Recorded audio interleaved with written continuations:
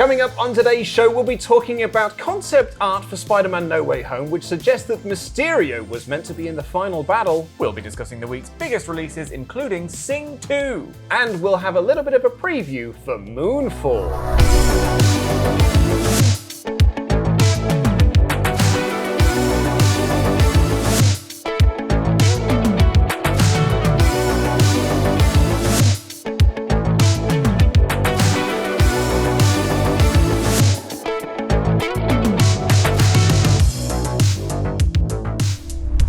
Welcome to What's On at Cineworld Cinemas. I am Luke Owen. And I am Dan Layton. Hey Dan, how's it going? I'm good. I didn't have an intro this week. I couldn't think of one in time. I was working on something with Nightmare Kirstie Alley, but I couldn't edit very it down. good. I know, Yeah. Or Nightmare Ali, like Will Smith in a carnival, but I didn't get there in time. So I would like to apologise to you all. Roast him in the comments down below. Please. But we're going to kick things off this week, going back to Spider-Man No Way Home. Spider-Man, it's just doing its thing. Everyone's still talking about it. It is the moment. Yeah. We thought we talked about Doctor Strange 2 for the last couple of weeks, which is, effectively the next moment. The next Spider-Man No Way Home. But we're going back to Spider-Man because some concept art was released this week by Andrew Reeder, who did some pieces for Sony's MCU movie. And it includes this idea. And I find this very interesting. You were quite taken by this bit of concept art. Can you do an impression of my reaction? Oh. Yeah, it was sort of very BBC 1974, wasn't it? It was like, oh. Because this shows the final battle at the Statue of Liberty. As seen in the trailer, we're still doing no spoilers. Producer Rich over there still hasn't seen the movie. Which, at this point, is your fault. It's one of the highest grossing movies ever. Well, I know, but he's not been very well. He's got a kid. I very much appreciate all of this. Well, whose choice was that? I listened to a podcast today on the way into work that said, well, it's been 6 weeks. If you haven't seen it by now, this is your fault. And I'm like, guys, it's only 6 weeks. 6 weeks is a long time. Christmas was during those 6 weeks. Anyways, we're still no spoilers, but, fine. You saw it in the trailer. They do a fight at the Statue of Liberty. That's not a spoiler. So, but in this concept art shows that it wasn't just the baddies from previous movies that were seen in the trailer, like Doc Ock, Goblin, Sandman, Lizardy Dude, but also Mysterio from Spider-Man. God, what was the last one called? Far From Home. Far From Home and No Way Home, both, they're interchangeable for me. You know when I did the Tom Dolan thing? Yeah. I nearly called Vividly. I nearly called the movie No Way Far From Home. No Way Far From Homecoming. I was so focused on the Tom Dolan thing that I was Far From No Way Home. I nearly got the title of the film wrong as well. But so yeah, it shows that Mysterio from the previous movie is also in this final battle. So I suppose my question is first, why? And then follow it up with how. Interesting, because again, not really a spoiler. The movie begins picking up right where the last movie left off, which is that Peter Parker has been outed as Spider-Man as a result of Mysterio doing a deep fake, essentially, didn't he? So that's very much the inciting incident. There's something to play with like bringing Mysterio back and being like, you did this to me, I'm cross at you. So that's how I would imagine they would include him. The intriguing part as to why they maybe were like, probably not the one, aside from Jake Gyllenhaal's a busy man, is probably kind of ties into what we were talking about last week with the multiverse extravaganza, which is that maybe too many. Yeah, that's what I'm thinking. Like, if you've written a script that has got like all of these villains in there, and you're like, and also Mysterio. Yeah. I think maybe if you're going through rewrite stuff, you're like, let's just pare this back a little bit. We don't need to do this very much now, because there's a lot of chatter online about how the fact that we didn't. Is Quentin Beck actually dead? Yeah. And is this a way for us to be able to have Mysterio come back in a future movie? But I think doing it in a future movie makes way much more sense, given how, again, no spoilers, how sort of No Way Home concludes. Yeah. And the anger and resentment that he may have towards Quentin Beck. As a result of his circumstances. Exactly, yeah. So I think that makes more sense to do in a future movie as opposed to lose it within a movie that's got 1,500 other things going on. It kind of is a little bit like The Amazing Spider-Man 2, if you'll remember. This is a deep cut. From a movie that's only 10 years ago. I know, isn't that wild to think about? But there was it was shot. It was part of the film. It was all included. Shailene Woodley was going to be playing MJ. And there were people online that was like, she is not pretty enough to... And they were incorrect. Imagine saying, Shailene Woodley is not pretty enough. Imagine those standards. Who are those people? I want to see what they look like. Just to my wife, when The Star Was Born is out, and it was like, are they trying to tell me that Lady Gaga is not a pretty person? Because they are insane. The stretch they had to take. Just stretch to me like, I don't think people find me attractive. I'm like, you're Lady Gaga! But yeah, no, I think what was interesting about that movie is that she was involved. It was a thing. They were setting that up. But in order to really emphasize, can I spoil Amazing Spider-Man 2? It's been more than 6 weeks since it's been considerably more than 6 weeks. The end, I still feel weird about saying it. It's a 10-year-old movie, but Gwen dies. Thank you for doing it for me. Gwen dies at the end of Amazing Spider-Man 2. And it would have taken away from the emotional resonance of that moment to have a complicated love interest. The whole film was about how these two people just couldn't stay away from each other. Yeah. And how, as much as he maybe felt the guilt of... It's the Spider-Man trope of the trauma of dealing with, the split personality and trying to have it all but can't. To have MJ in there would have detracted from that narrative. Yeah. So they made the very smart decision, unfortunate for Shailene, to cut her from that and include her in Amazing Spider-Man 3, which is still due to be released at some point, I'm sure. Exactly, yeah. The idea being we'll do that in a future movie. Yeah. I was going to say, actually, funny enough, compare it to Spider-Man 3. Okay. Going back even further, because I think one of the biggest problems that Spider-Man 3 has is that they try and do a Venom storyline in a Sandman movie. Yeah. So the Venom storyline doesn't be given any chance to really develop. So at the end of it, it's just like, oh, and now he is Venom, and he hates Peter Parker, and he hates Spider-Man. Things like, well, it's a really get full Venom. You need to have done a lot more than what you did. Yeah. And it was, it's a problem of having too many villains in the movies. Yeah. You also had Green Goblin 2 in there. Mm-hmm. So I think if they did cut him out of this movie for reasons of we've already got enough stuff going on, I think that's such a smart call. Incredibly smart call. And that again goes to show that, in Feige we trust. I think there is something they're clever about what they deploy and when. There was a reason that we dragged Thanos out for many, many post-credit sequences for the longest time. They know what they're doing, they know what makes a good story, and ultimately you can have as many effects, you can have as many cool action set pieces as you want. If the story isn't strong enough, the movie's going to fall down. And that's why No Way Home has done so well. And there's a chance that if it, had been too complicated, too convoluted, too clunky, you get one shot. It's the Doctor Strange one gif that I always go back to with this movie. You get one shot and they did it. So if they had this concept art designed up, which means that there was originally a version of this movie that did have Mysterio in there, that would suggest to me then that there are plans for him to come back. Unless an intern just felt their oats that day and decided they were going to draw that and somehow it's leaked and it's like, whoops, that was never going to be a plan. Or unless, of course, again in Feige we trust, smartest man in the business, he got this commissioned, even though there was never any plans to put out there. He's playing a long con, is what you're suggesting. Exactly, because then we could just release that online and get the nerds talking. And it's worked, Kevin. The nerds chatter online. No. What have you dropped? I'm so excited that my mic pack has fallen to the floor. Careful, they're expensive. I'm sorry. Get that nerd chatter online about people being like, oh, Mysterio. Yeah. Because, hey, maybe he'll come back. But do you think that there's a chance he'll be back in a future movie? Yeah, there's the only person who's not coming back is Uncle Ben. The only person who stays dead is Uncle Ben. It's the same, thing. I think that in these movies, in these stories, we've got a multiverse now. Anything goes. There's every chance he comes back in a future movie. And if there are narrative strands to tie together, and why not? Why not? And I would like to see it. Same here. This week's big release is the family favourite sequel. I suppose I can't say this is the family favourite because people haven't seen it yet. It might be. But the first one is certainly a family favourite. Yeah. Sing 2 is out in cinemas now. A friend of mine who has got young kids loved the first Sing movie. It was one of those films it's on every day in the house. Right. Over and over again on repeat ad nauseum.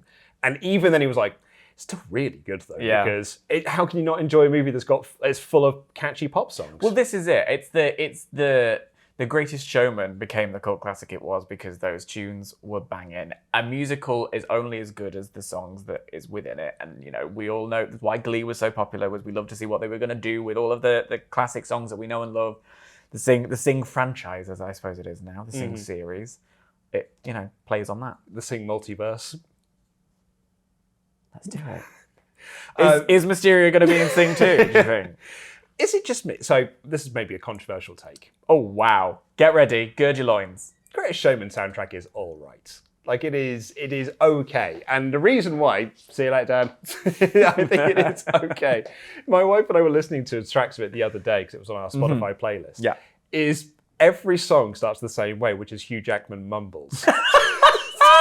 Yes, that's so true. It's like, you can't hear it either. You got to turn the volume all the way up because it's Hugh Jackman going. The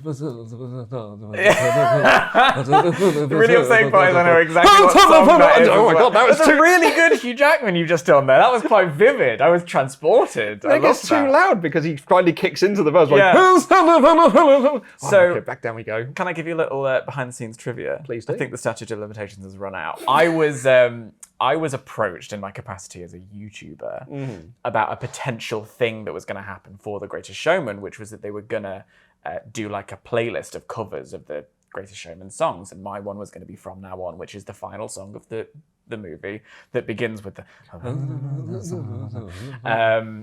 and so I heard the soundtrack before seeing the movie. Yeah. I listened to all of them. I think... God, you're important. Oh, I'm so special. You have no idea. I loved the songs. I thought the songs were great. It's Pasek and Paul, who, for those who are familiar, did Dear Evan Hansen, which was a film that came out last year, did the music for La La Land, a classic of the genre. So I was very into them. I think they're great pop songs. I think there's a couple in there that are beautiful. There's the one Michelle Williams sings, which I think is wonderful, which is called, I can't think of it in this current moment. Tightrope. It's called Tightrope. There's the one that might as well be a Pink song that happens at the beginning. I think Pink did a cover of it. That's why I think it's a Pink song. But I loved the soundtrack. And then I saw the movie. And for me, I had created the narrative to the songs. And I'd gone, this is what's going to happen, this is what's going to happen. And then I saw the movie. It wasn't as good as the movie I created in my head. I won't lie to you. So I was a little bit frustrated. But I disagree with you entirely. I think those songs are absolute bangers. I think a lot of them are pretty good. And it's Hugh Jackman's best cast recording since Les Miserables when he chose vibrato. He chose chaos with that vibrato. But no, I know. I like a musical. I like a musical. I don't think Hugh Jackman is at fault with the Les Mis thing. I think everyone's more taking fun of Russell Crowe for anything in those. I will not hear a word against my friend Russell Crowe. No, I mean, but in the same way that people poked fun at Bronholm for Mamma Mia. Yeah, well, here's a story about my trip to Mamma Mia, which this won't surprise you. Yeah. I saw maybe 7 times at the cinema in various guises. At the close, spoilers for Mamma Mia, at the close of Mamma Mia, Pierce Brosnan rips his shirt off in a downpour. And he goes like this. And Mysterio was also cut from that. Yeah, Mysterio and Doctor Strange were flying around the Greek island the whole time. And these women behind me just went, oh, Piers. So now I can't see that moment without that, And maybe you'll have the same experience at Sing too. Who's to say? I was going to say, book tickets to see Sing. Using the link in the video. Koala rips off its skin. It probably won't, kids. Don't worry about it. Oh, Tara, no. Also out in cinemas this week, Belfast, Nightmare Alley, Licorice Pizza, Scream, The Matrix Resurrections, and Spider-Man, No Way Home. What's your pick of the week? I picked Nightmare Alley last week. I'm gonna flip reverse it, like Blazing Squad, and I'm gonna go with Belfast. I've seen Blazing Squad live. You are old.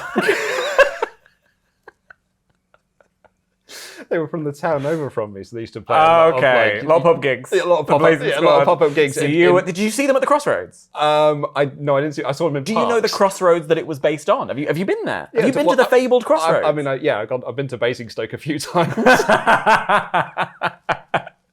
What's your pick of the week, please? My pick of the week is actually, Sing 2. I'm a new father. And I think my kid will appreciate it at the 4 months old.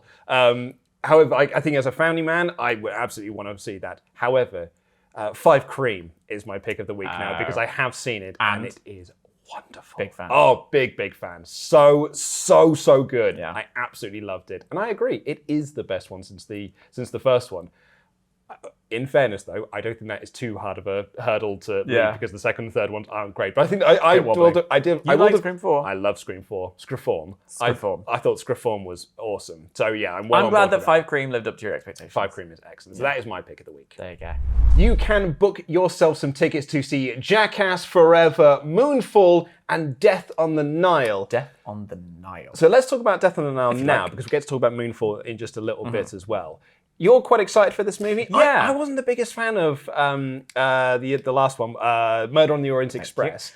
But I do, even though I'm not a fan, I wasn't the biggest fan of it, I enjoy the scenery-chewing nature of it. Are you a fan of murder mysteries in general? Love Knives Out. Well, there you go. And I absolutely, and like that is what I'm sort of expecting from this one. I think they're going to go more in, less scenery-chewing this time around and more like... I don't think that. Uh-oh. I think they will chew the scenery until there's none left and they're working in a blank void. I like Agatha Christie. I'm a very big Agatha Christie fan.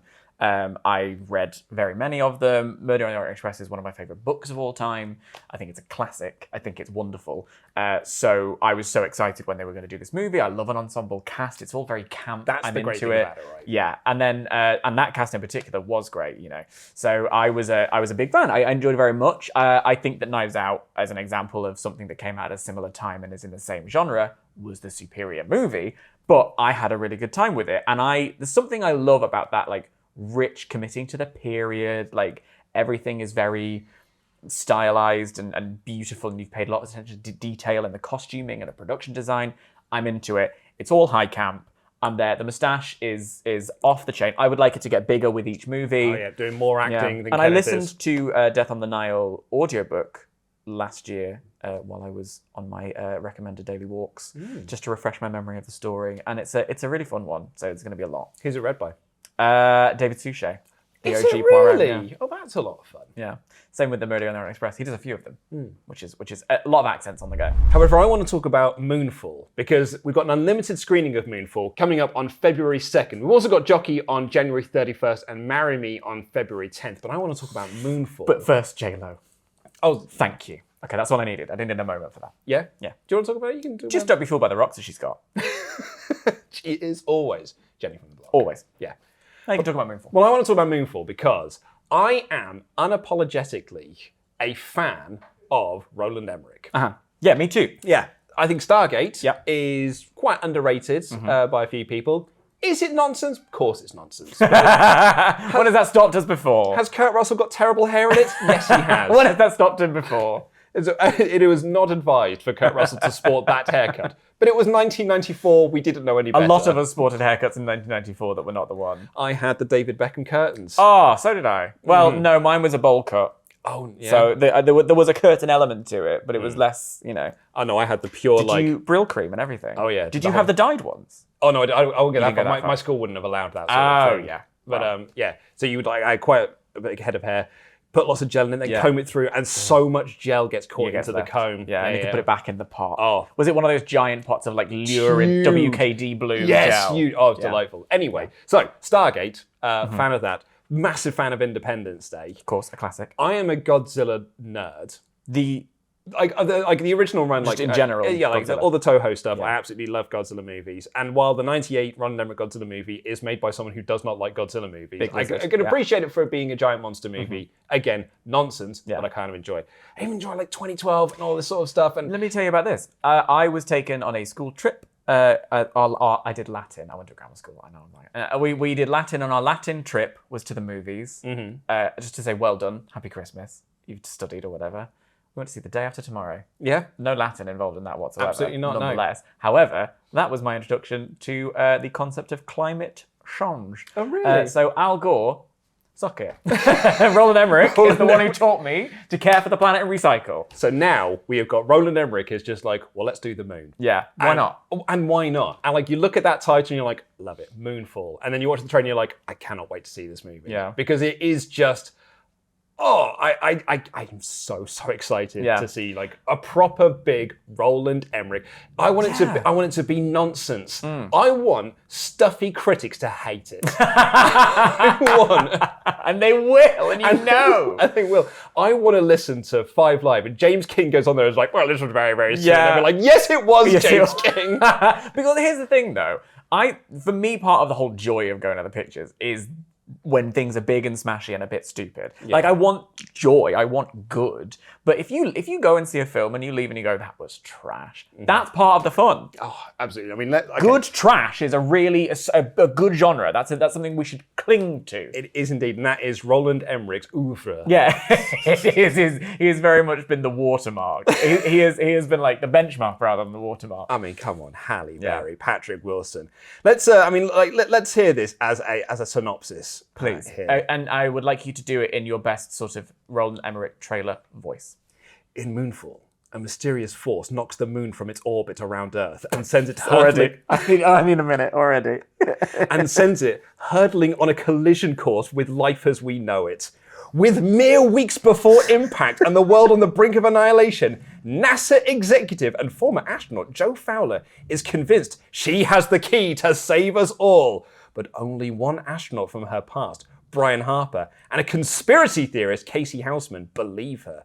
These unlikely heroes will mount on an impossible last-ditch mission into space, leaving behind everyone they love, only to find they may have prepared for the wrong mission. Oh no. What a palaver. Oh my god, I cannot wait. Yeah. We've also got some event cinema coming up. Royal Opera House Live's performance of the ballet of Romeo and Juliet will be in select cinemas on February 14th, and the National Theatre Live's performance of The Book of Dust on the 17th of February.